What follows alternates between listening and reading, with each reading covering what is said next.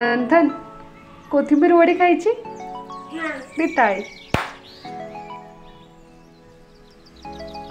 जेवणाची चव वाढवण्यासाठी किंवा पदार्थ सजवण्यासाठी कोथिंबीरचा वापर आपण नेहमीच करतो.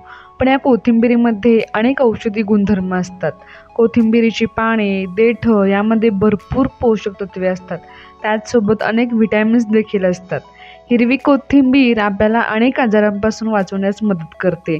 याच्यामध्ये पोटॅशियम, कॅल्शियम, व्हिटॅमिन सी आणि मॅग्नेशियम मुबलक प्रमाणामध्ये असते. आपल्याला जर वजन कमी करायचं असेल ना, तर कोथिंबीरचा रोज सकाळी थोडासा रस घेतला ना, तर तो फार उपयुक्त ठरतो. चला तर मग कोथिंबीरची वडी करायला सुरुवात करूया. बाजारामधून आज चांगली कोथिंबीर मला मिळालेली होती आणि स्वस्तही कोथिंबीर. आता पावसामुळे कोथिंबीर स्वस्तही झालेली आहे. तर 10 रुपयाला 3 पिंड्या मला आज अक्षरशः मिळालेल्या होत्या. त्यामुळे मग त्यातली एक जोडी अशी खूप मोठी होती. त्याचीच मी आज कोथिंबीरची वडी बनवणार आहे. तर सगळ्यात आधी कोथिंबीर घेऊन आले. त्यानंतर मग त्याची मुळं कट करून घेतली, कारण त्याला माती आलेली होती. मुळं कट करून झाल्यानंतर मातीचा सगळा भाग काढून टाकला. देठं मी बऱ्यापैकी ठेवलेली आहेत.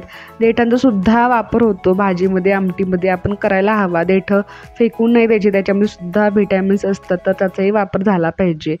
तर तुम्ही ते पाहू शकता, देठांचं प्रमाण मी भरपूर ठेवलेलं आहे. कोथिंबीर अगोदर निवडून घेतली, कारण त्याच्यामध्ये रानातलं गवत वगैरे किंवा इतर दुसरी कुठेतरी भाजी मिक्स होऊ शकते, तर ती काढून टाकली. चाळणीमध्ये ठेवून छान अशी धुवून घेतली. धुवून झाल्यानंतर कोथिंबीर थोडा वेळ निथळत ठेवली.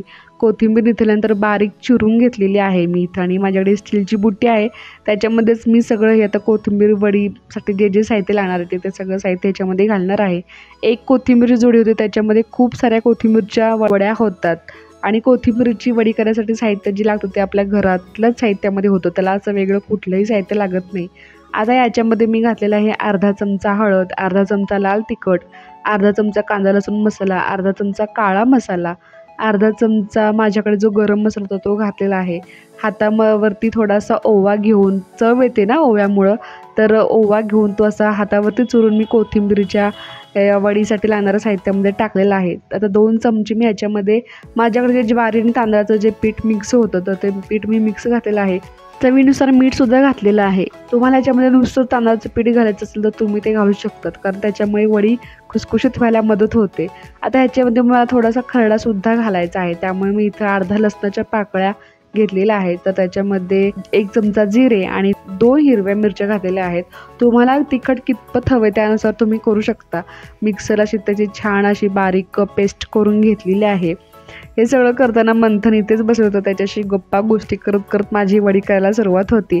आम्हाला ना वडी प्रचंड आवडते, आणि जेवणामध्ये एखादा जरी पदार्थ असला ना की त्याची जेवणाची चव वाढते. तर 1 चमचा मी ह्याच्यामध्ये ठेचा करून घेतलेला आहे, तर तो ठेचा ह्याच्यामध्ये मी घातलेला आहे. तीळसुद्धा या वडीमध्ये घालायचे. तिळामुळे ना वडीला वेगळाच असा लूक येतो आणि ते खूप छानही होते वडी, टेस्टी खुसखुशीत होते वडी. तर तीळ घातल्यानंतर बेसन पीठ जेवढं हवं आहे, जेवढं गरज आहे तेवढंच घालायचं.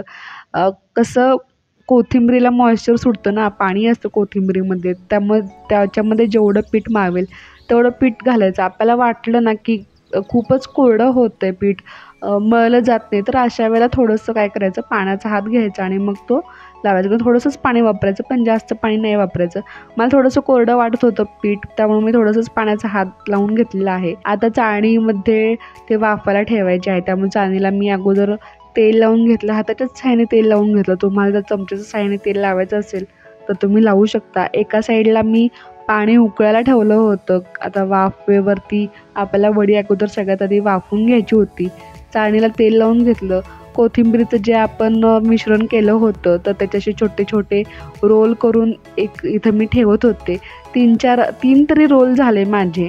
कोथिंबीरची जोडी कशी आहे, छोटी आहे का मोठी, त्याच्यावर ते आपले कोथिंबीरचे रोल होतात. असे बारीक बारीक रोल करून इथे मी चाळणीवरती ठेवले. 15 ते 20 मिनटं वाफवायला लागतात, जास्त वेळ लागत नाही. आणि ह्याच्यावरती वरून सुद्धा ना मी थोडेसे तीळ टाकलेले आहेत.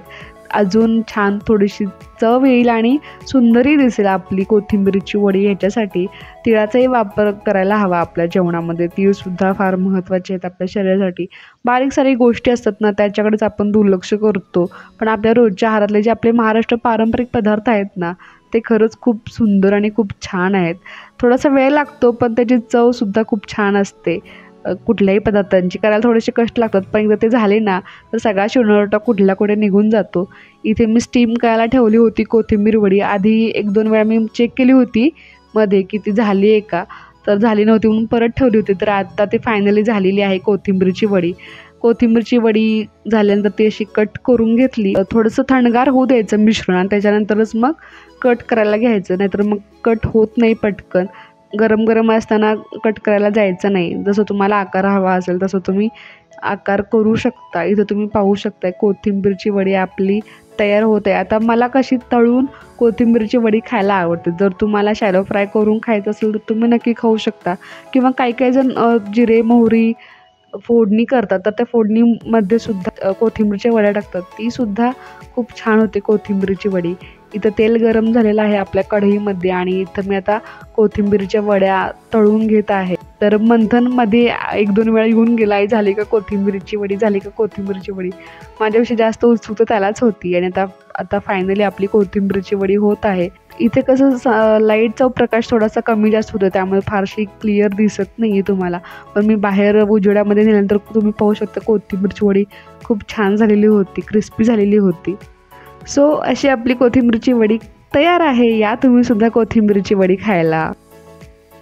मंथन खाऊन बघ, खाऊन बघ ना आधी.